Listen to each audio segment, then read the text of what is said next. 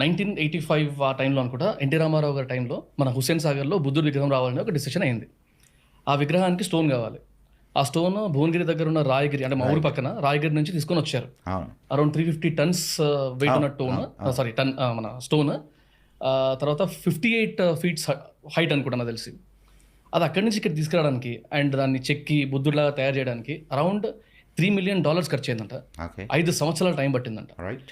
And అక్కడి నుంచి ఇక్కడ తీసుకొచ్చేటప్పుడు సెమీ ఫినిష్డ్ దాన్ని తీసుకొచ్చారు అనుకుంటా, if I'm not wrong, subject to correction. ఆ స్టోన్ అక్కడి నుంచి ఇక్కడ తీసుకురావడానికి 11 days 12 days పట్టిందంట. అక్కడి నుంచి ఇక్కడ తీసుకురావడానికి రోడ్లన్నీ బంద్ చేసి కొన్ని రోడ్లు వైడనింగ్ చేసుకొని అంటే ఒక స్టోన్ని అంటే ఒక బుద్ధుడి విగ్రహం 58 feet ఉన్న బుద్ధుడి విగ్రహం చేయడానికి అన్ని రోజులు, అన్ని సంవత్సరాలు, అన్ని కోట్ల ఖర్చు, అంత ట్రాన్స్పోర్టేషన్, అంటే ఇంత టైం స్పెండ్ చేసి అట్లాంటి ఒక స్టోన్ తీసుకొస్తే ఇప్పుడు అదొక మంచి హైదరాబాద్లో ఒక వండర్లా తయారైంది. ఇది ఒక ఫ్యాక్ట్ లాగా పక్కన పెడితే దీని